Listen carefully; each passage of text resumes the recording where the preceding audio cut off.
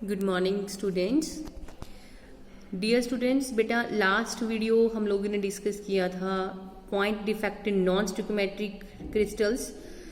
Then उसके साथ ही हमारे पास वो डिफेक्ट्स वाला टॉपिक जो है वो खत्म हो जाता है। But the next topic is about the properties of the solids. उसमें से कुछ एक प्रॉपर्टीज जो होंगी वो हमारे पास डिफेक्ट्स के साथ रिलेट होंगी। क्लियर? सो हम यहाँ पे दो टाइप की प्रॉपर्टीज को डिस्कस करेंगे, एक तो इलेक्ट्रिक प्रॉपर्टीज और एक magnetic properties. Dear students, in this video we will only discuss about the electrical properties of the solids. So on the basis of electrical conductivity, the solids can be classified into three types. So dear students, solids को हमने electrical conductivity के basis के ऊपर तीन types में divide किया है। The number one is conductors, insulators and third one is the semiconductor. बेटा ये आप लोअर क्लासेस से करते आ रहे हैं कि कंडक्टर्स क्या हैं, इंसुलेटर्स क्या हैं एंड सेमीकंडक्टर्स क्या हैं। सो कंडक्टर्स हमारे पास क्या है? These are the solids which allow the passage of electric current and are called the conductors, जो अपने में से इलेक्ट्रिक करंट को पास कर देते हैं। दे कैन अलाउ, वो अलाउ करते हैं इलेक्ट्रिक करंट को, that is known as the conductors. और they having the conductivity range between the 10⁴ to 10⁷ ohm inverse metre inverse. यहाँ पे जो इसका कंडक्टिविटी रेशियो है, कंडक्टिविटी रेंज है, that is about the 10⁴ to 10⁷. Normally metals have conductivity in this ratio. जो हमारे पास मेटल्स हैं उनमें जो कंडक्टिविटी रेंज है near by this 10⁻⁷. So they all are best conductors. We can say that metals are the best conductors. Why? Because they having the conductivity range according to this range. Clear? So this is conductors. Now insulators, as the name suggests, insulators क्या है? Which do not allow the passage of electric current, जो अपने में से electric current को पास नहीं होने देते, that are known as the insulators. Clear? And they having the low conductivity. For example would हो गया हमारे पास, फोस्फोरस है, रबड़ है, सल्फर है, ये बेटा अपने में से इलेक्ट्रिक करंट को पास नहीं होने देते। इस एक्सपेरिमेंट को आप घर पे भी करके देख सकते हो, या नॉर्मली ये तो लोअर क्लासेस का एक्सपेरिमेंट है। हमें कई बार इलेक्ट्रिक शॉक लगता है या कुछ लगता है, हमें क्या एडवाइस किया जाता है कि हमारे हाथ में क्या हो उस टाइम, अगर वुड हो तो इलेक्ट्रिक शॉक से बचा जा सकता है। तो इसका मतलब इलेक्ट्रिक शॉक जो है वो वुड पे अपना असर नहीं दे रहा है, बिकॉज वुड क्या है हमारे पास, इंसुलेटर, इसमें से इलेक्ट्रिक करंट जो है वो पास नहीं करता। And third one is the semi conductor. Semi means half. Semi conductor, the solids whose conductivity lies between the conductors and the insulators. Means ना तो वो पूरी तरह से कंडक्टर्स हैं और ना ही वो पूरी तरह से क्या है, इंसुलेटर्स हैं। उनका जो कंडक्टिविटी लेवल है, उनका जो कंडक्टिविटी रेंज है, वो इन दोनों के बीच में लाई करता है। किसके? कंडक्टर और इंसुलेटर के बीच में। क्लियर? और ये जो सेमी कंडक्टर्स होते हैं बेटा, ये अगर अपनी आइडियल फॉर्म में है तो ये तो बिल्कुल ही इंसुलेटर है, बिल्कुल भी कंडक्ट नहीं करते इलेक्ट्रिसिटी के साथ। But when we add some impurities into it, जब इसमें हम कुछ एक इम्प्यूरिटी ऐड करते हैं, चाहे वो इलेक्ट्रॉन रिच हो, चाहे वो इलेक्ट्रॉन डेफिशिएंट हो, चाहे इसको हम टेम्परेचर प्रोवाइड कर रहे हैं, तो यहाँ पे कुछ ना कुछ चेंजेस आते हैं। उन चेंजेस आने की वजह से दे कैन कंडक्ट। तो उस टाइप की इसको हम क्या बोल देते हैं? These are the semi conductor. Semi word हमने इसीलिए यूज किया कि प्योरली ये इंसुलेटर है, but sometimes they conduct with electricity, so that we can say that they are semi conductor. So here are the three types: conductor, insulator and semi conductors. Now ये जो हमारे पास कुछ चीजें semi conductor हैं, कुछ चीजें conductor हैं या इंसुलेटर्स हैं, हमारे पास काफी सारी थ्योरीज हैं जिनके अकॉर्डिंग इसको हम सॉल्व कर सकते हैं. सो अभी हम डिस्कस करेंगे इसमें बैंड थ्योरी को. क्लियर? सो बैंड थ्योरी को डिस्कस करेंगे. Mechanism of electrical conduction, that means electrical conduction कैसे हो रही है. हमने अगर किसी चीज को कंडक्टर बोल दिया तो वो किस बेसिस के ऊपर कंडक्टर है, अगर उसको इंसुलेटर बोल दिया तो वो किस बेस के ऊपर इंसुलेटर है. हमें नॉर्मल लैंग्वेज में तो वी नो दैट कि they can not allow the electric current, then they are insulator. But why? Why they don't allow the electric current, वो क्यों नहीं अलाउ कर रहे हैं, या कंडक्टर जो है वो क्यों अलाउ कर रहे हैं, या जो सेमी कंडक्टर्स हैं वो पार्शली क्यों अलाउ कर रहे हैं। तो ये सारे कॉन्सेप्ट्स जो हैं वो हमें कहाँ पता चलेंगे, in mechanism. Clear. So in this mechanism हम जो डिस्कस करेंगे that is the band theory. अब बैंड थ्योरी हमारे पास क्या है, the bonding in metals can be explained by the extending the simple molecular orbital theory to metals called the band theory.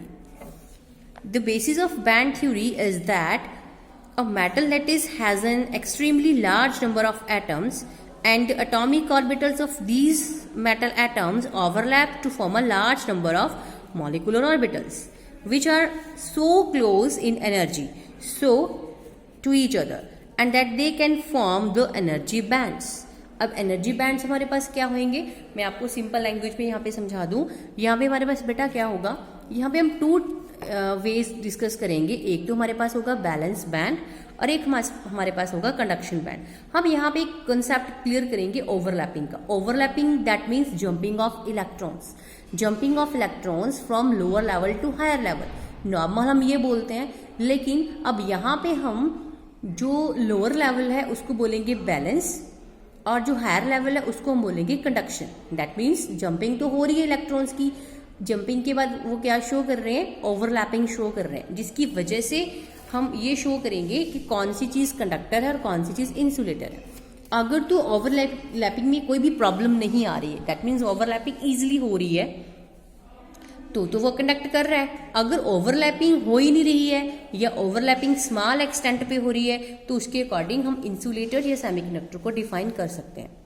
अब आगे हम पढ़ेंगे कि ओवरलैपिंग में क्या क्या प्रॉब्लम्स आ सकती हैं। So first, the outermost field energy band is called balance band. ये हम ये भी पढ़ चुके कि जो हमारे पास आउटरमोस्ट फील्ड एनर्जी बैंड होगा उसको हम क्या बोलेंगे, that is valence band. And the next that means line, lowest line empty band in which the electrons can move is called the conduction band। जहां पे इलेक्ट्रॉन मूव करके जाएंगे उसको हम क्या बोलेंगे, कंडक्शन बैंड। नाउ मैं आपको 2-3 एग्जांपल्स इसकी बताऊंगी डायग्राम्स के अकॉर्डिंग। देखो इसको, ये है हमारे पास partially filled and overlapping bonds की जो हमारे पास हो रही है बैंड्स की। ये हमारे पास क्या है, this is a balance band और यहाँ पे ये ओवरलैपिंग शो कर रहा है और ये हमारे पास पूरा क्या है, अब ये कंडक्शन बैंड है। ठीक है, अब ये हमारे पास क्या है, एक तरह का पार्शली फील्ड है, पार्शियली फील्ड और ओवरलैपिंग यहाँ पे हो रही है तो कंडक्शन इज पॉसिबल। अब मैं आपको एग्जांपल दूंगी यहाँ पे लिथियम मेटल की। सी दिस, अब ये 2s बैंड है उसका, ये उसका 2p है। ठीक है, अब यहाँ पे हम इसकी ओवरलैपिंग करवाएंगे, मीन्स यहाँ से इलेक्ट्रॉन यहाँ पे जंप करेंगे, ओवरलैपिंग हो जाएगी तो यहाँ पे कंडक्टिविटी शो होगी। सी दिस, अभी हमारे पास बेरिलियम है, यहाँ पे भी ये चीज की पॉसिबिलिटी है। क्लियर। तो ये जो हमारे पास अगर बैलेंस बैंड और कंडक्शन बैंड में गैप्स बहुत ज्यादा कम है, ठीक है, नियर बाय जो है वो हम जंपिंग उसकी करवा सकते हैं, बट अगर उनमें गैप्स बहुत ज्यादा है देन जंपिंग इज डिफिकल्ट। तो ओवरलैपिंग भी नहीं होगी, जंपिंग भी नहीं होगी, जिसकी वजह से वो कंडक्ट नहीं कर पाएंगे। Now we can say that if the band is partially filled or it overlap with a higher energy unoccupied band, then electrons can easily flow under an applied electric field and the metal shows the conductivity। वही बात आ गई कि अगर overlapping हो रही है और हमारे पास जंपिंग हो रही है या ओवरलैपिंग हो रही है इलेक्ट्रॉन्स की, तो वहां पे हमारे पास क्या होएगा, वहां पे इलेक्ट्रिक फील्ड के अंदर इलेक्ट्रॉन्स फ्लो करेंगे और जिसकी वजह से क्या होगी, वो कंडक्टिविटी शो करेगी। And it is normally in the case of metals. ये वाला ये जो मैंने आपको डायग्राम पीछे डिस्कस करवाया, तो मेटल्स जो हैं वो ये वाला कंसेप्ट शो करते हैं। So we can say that they show the conductivity.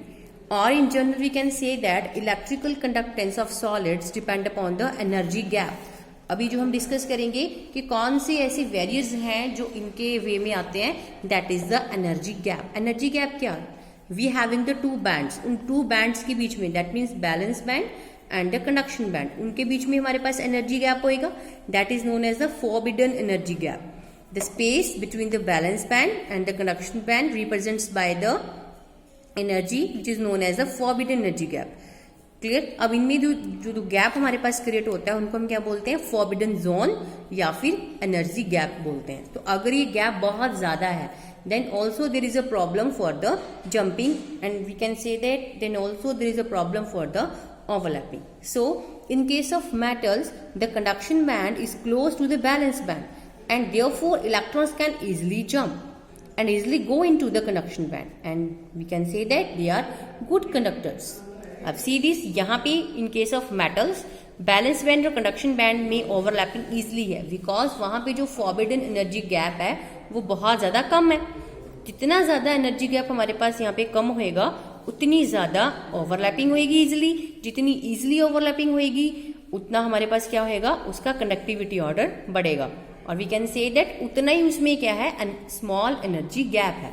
What is a small energy gap? That means gap between the conduction and the valence band. We can also say it forbidden zone. उसमें क्या है, कम है in case of metals. Now in case of semiconductors में क्या होएगा, जो conduction band और balance band के बीच में एनर्जी गैप है वो स्मॉल है. मेटल्स के केस में तो बिल्कुल ही स्मॉल था, मतलब एक तरह से हम कह सकते हैं कि नील टाइप ही था. लेकिन सेमीकंडक्टर्स के केस में वो है लेकिन स्मॉल है. तो इलेक्ट्रॉन्स जो हैं वो जंप तो कर सकते हैं बट इतना इजीली नहीं जितना in case of metals. So in case of semiconductors electrons can jump from valence band to conduction band but not as in case of metals. कर तो रहे हैं लेकिन वैसे नहीं, वैसे इजीनेस से नहीं जितना हमारे पास मेटल्स के केस में कर रहे हैं. सो दे कंडक्ट तो करते हैं but not like metals. Now in case of insulators, यहाँ पे जो एनर्जी गैप है बहुत ज्यादा है. See this diagram, this is valence band and this is conduction band. The gap in between this two is very very large. So in this case jumping of electrons from this level to this level is very difficult. यहाँ से यहाँ जो jumping होगी electrons की वो हो ही नहीं पाएगी. डिफिकल्ट है बहुत ज्यादा इलेक्ट्रॉन्स को जंप करवाना. सो इन दिस केस हमारे पास क्या होएगा, दे show the very very low conductivity. So in this band theory के अकॉर्डिंग हम इन इलेक्ट्रिकल प्रॉपर्टीज को इस वे में, दैट मीन्स एनर्जी गैप के वे में हम इसको डिफाइन कर सकते हैं कि कौन में से ओवरलैपिंग होएगी. दैट मीन्स वो जिसमें ओवरलैपिंग इजी है दैट मीन वो क्या करेगा, कंडक्टिविटी शो करेगा. जिसमें थोड़ी सी कम है एनर्जी गैप लेकिन है वो भी कंडक्टिविटी शो कर सकता है बट नॉट लाइक कंडक्टर्स. लेकिन जो हमारे पास इंसुलेटर्स है वो हायर एनर्जी गैप होने की वजह से ओवरलैपिंग नहीं कर पाएंगे. That means we can say that वो कंडक्ट नहीं कर पाएंगे. क्लियर. अब हमारे पास जो है सेमीकंडक्टर्स, दैट मीन्स कि वो कंडक्टर्स तो हैं बट प्योर कंडक्टर्स नहीं है, वो पार्शियली कंडक्ट करते हैं. और उनकी कंडक्टिविटी को हम कैसे डिफाइन कर सकते हैं या उनकी कंडक्टिविटी को हम कैसे बढ़ाते हैं. Now this is the next topic, how we can increase the conduction of electricity in the semiconductors. We know that when the semiconductor are in their pure form, they are insulators. Normally हम क्या use करते हैं बेटा, germanium and silicon. Germanium and silicons are the most important commercial examples of semiconductors. Atoms of both germanium and silicon have the 4 electron in its valence shell. हमने normally सुना है कि जितनी हमारी सेल्स हैं कमर्शियल स्केल पे इसको हम यूज करते हैं. इसका हम यूज तो करते हैं इलेक्ट्रिकल पर्पसेस के लिए, लेकिन है ये हमारे पास इंसुलेटर है. अगर इसको नॉर्मल वे में देखें फिर भी ये काम करता है कंडक्टर का. So how it is possible, ये कैसे हुआ. सो इसको हमने बनाया है सेमीकंडक्टर. वो कैसे, we know that 4 electrons are present in the valence shell of silicon and germanium. Therefore each atom is covalently bonded to the other 4 of the neighboring atoms. Therefore, the number of free electron in these two, अब यहाँ पे क्या है, कोई भी free electrons नहीं है. Therefore, no free electrons. But they are the semiconductors. But हमें पता है कि ये क्या है, semiconductor. So how ये हमारे पास कैसे हुआ? This can be done by following, that is intrinsic conduction, or we can say that extrinsic conduction. अब ये क्या है, intrinsic conduction क्या है? When the pure germanium and silicons are the poor conductors, we know that. But when we apply the energy in terms of temperature, that means उसको हम कुछ ना कुछ energy provide कर रहे हैं in the terms of temperature. That means we are applying them thermal energy. So some covalent bonds get break. तो उससे क्या होगा, जैसे बेटा आपने उसको एनर्जी प्रोवाइड की तो उसके जो कुछ कोवैलेंट बॉन्ड्स होंगे वो ब्रेक होना स्टार्ट हो गए. जैसे ही वो ब्रेक होना स्टार्ट हुए, then due to the thermal vibrations the electrons are released and hole is created in that place. तो वहां पे क्या होना शुरू हो जाएगा, अगर इलेक्ट्रॉन वहां से इंटरैक्ट कर रहे हैं तो वहां पे क्या हो जाएगा, होल क्रिएट होने शुरू हो जाएंगे. So due to the space movement of electrons will get start. यहाँ पे क्या होएगा, जैसे ही स्पेस वहाँ पे क्रिएट हुआ, जैसे ही होल क्रिएट हुआ वहाँ पे मूवमेंट होना शुरू हो जाएगा, और जैसे ही मूवमेंट होएगा फ्लो होगा, जैसे ही फ्लो होगा दैट मीन्स उसमें से इलेक्ट्रिकल कंडक्शन जो है वो पॉसिबल हो सकता है। Clear? So this is due to the thermal changes and it is intrinsic conduction. Now next one is the extrinsic semiconductor. अब एक्सट्रिंसिक कंडक्शन क्या है? In this conductivity we know that the conductivity of intrinsic semiconductor is very low, but it can be further increased by adding the impurities। अभी जो हमने first case discuss किया, हो सकता है कि उसमें भी जो कनेक्टिविटी है वो इतनी ज़्यादा ना बढ़ी हो, थर्मल कनेक्टिविटी से जो बॉन्ड ब्रेकेज है वो इतनी ज़्यादा ना हो, लेकिन जो होल क्रिएट हुए वहाँ पे हम सब्स्टिट्यूएंट्स को डालकर उनकी कनेक्टिविटी बढ़ा सकते हैं। So that can be explained in terms of extrinsic semiconductor. So when we add the impurities that defect is known as doping. That means semiconductor की कनेक्टिविटी को और बढ़ाने के लिए जब उसमें हम इम्प्योरिटीज को ऐड करते हैं then it is known as the doping. Clear? So it is by electron rich impurity or by the electron deficient। अब इलेक्ट्रॉन रिच इम्प्योरिटी से हमारे पास क्या होगा या इलेक्ट्रॉन डेफिशिएंट इम्प्योरिटी से क्या होगा, मीन्स हम इन दो टर्म्स को ऐड कर सकते हैं और इनको ऐड करके हम कनेक्टिविटी को बढ़ा सकते हैं। So how in case of electron rich? In case of germanium and silicon, if we add electron rich impurity that is having the 5 electrons। अब 5 क्यों लिए बेटा? क्योंकि जो बात कर रहे हैं हम जर्मेनियम की या सिलिकॉन की, उनके बैलेंस शेल में कितने इलेक्ट्रॉन्स हैं? 4। How many electrons? 4 इलेक्ट्रॉन्स उनके बैलेंस शेल में, और जो हम इम्प्योरिटी ऐड कर रहे हैं उसके कितने इलेक्ट्रॉन है? 5। Clear? So in this case हमारे पास क्या होएगा, 4 इलेक्ट्रॉन्स तो बाइंड हो जाएंगे 4 जर्मेनियम या सिलिकॉन के साथ, 1 इज फ्री टू मूव। अब वहां पे एक जो है वो मूवमेंट फ्री शो करेगा, तो उस केस में हमारे पास क्या होएगा? उस केस में electrical conduction is possible and this is known as the N type semiconductor. Clear? और यहाँ पे हम क्या क्या ऐड कर सकते हैं? Phosphorus, antimony, bismuth. क्यों? क्योंकि इन सबके बैलेंस में कितने इलेक्ट्रॉन्स होते हैं? 5 इलेक्ट्रॉन्स हैं। अब सी दिस, मैं आपको इसमें से ये क्लियर करवा रही हूँ। जैसे मान लीजिए आपके पास सिलिकॉन है, अब ये सिलिकॉन आपने ऐड कर दिया यहाँ पे, ठीक है। अब यहाँ से एक सिलिकॉन को आपने रिमूव कर दिया है क्योंकि यहाँ पे आप होल क्रिएट कर चुके हो, ठीक है। इसके 4 बॉन्ड हैं, ये यहाँ पे 4 इलेक्ट्रॉन्स हैं प्रेजेंट अभी। अब यहाँ पे आपने क्या ऐड कर दिया? मान लीजिए फॉस्फोरस। अब फॉस्फोरस कितने के साथ है? 5। एक इसका यहाँ पे लग गया, बॉन्ड बन गया, एक यहाँ लग गया, बॉन्ड बन गया, एक यहाँ लग गया, एक यहाँ लग गया, क्योंकि यहाँ भी सिलिकॉन्स ही हैं।